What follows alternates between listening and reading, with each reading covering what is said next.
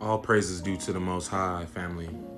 We back with another Acres anime review. I just finished watching, family, season 3, episode 21 of Fire Force.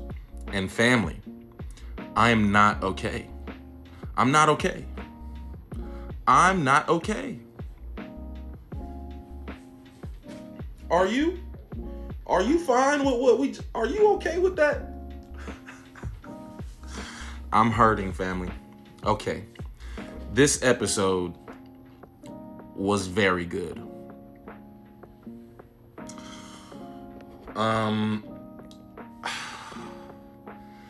Look, family, this is like premier matchup of all premier matchups in this show is Arthur, the Night King, versus Dragon.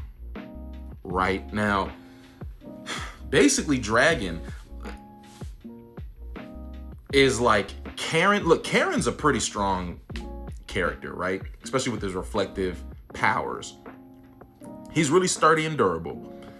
Dragon is that time, literally times 1,000. I mean, just 1,000, right?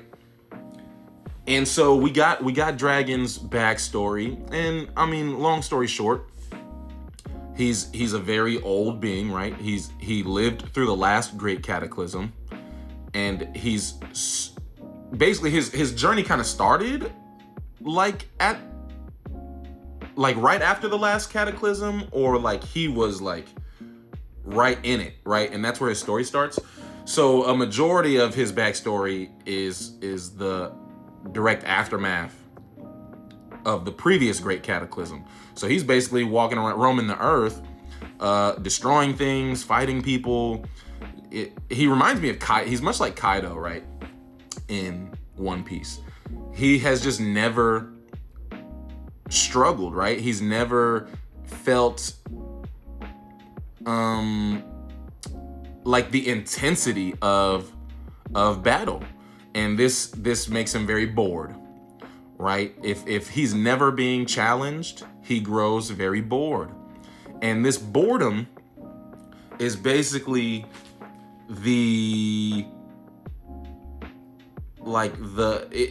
it allows his despair to take root, right? Now, remember, family, at this point in the story, people's imagination is very powerful. And so Dragon's role, like Dragon's particular despair that grew from his boredom, from never being challenged, right? His particular quality of despair was really like the secret sauce for the Great Cataclysm, right?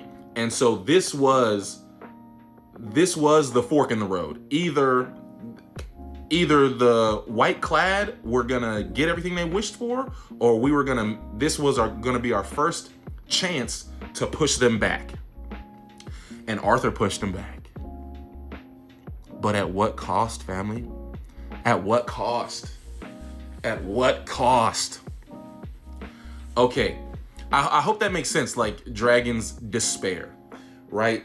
Dragon has no hope. Like these are very like synonymous feelings and emotions, right? Boredom can lead to hopelessness, which leads to despair, right? That might seem like a jump, but that happened over the course of hundreds of years for Dragon, right? Where his boredom evolved into hopelessness and evolved into despair. Okay, now in comes Arthur, right? And this is a battle of wills more than it is a battle of arms, because Arthur is actually trying. How do you defeat despair and hopelessness? Is you instill hope, right? So Arthur is not simply trying to strike Dragon down. He's really trying to impress on Dragon, like, hey buddy, I'm what you've been looking for your entire life. Right? Arthur's trying to get this across to Dragon, but Dragon's like, yeah, I've been there, done that. I heard this. Like, I've never. It's been a long time, and I haven't seen what you're talking about. So he doesn't believe him at first, but through the battle, he slowly begins believing in Arthur more. Right? Now, let's talk about the art of this fight. The art in this episode is just crazy. The fact that Dragon literally he carried Arthur to the moon, family. We're fighting on the moon. Right now, I knew Arthur was going to do some crazy stuff because Arthur is a human. You cannot breathe on the moon. It's very cold out in space, right? All those details are explained in the show. But Arthur's delusions and imagination is there's there's no comparison to Arthur's level of delusion and imagination. So he reaches for his star ring that you gave him 2-3 episodes ago.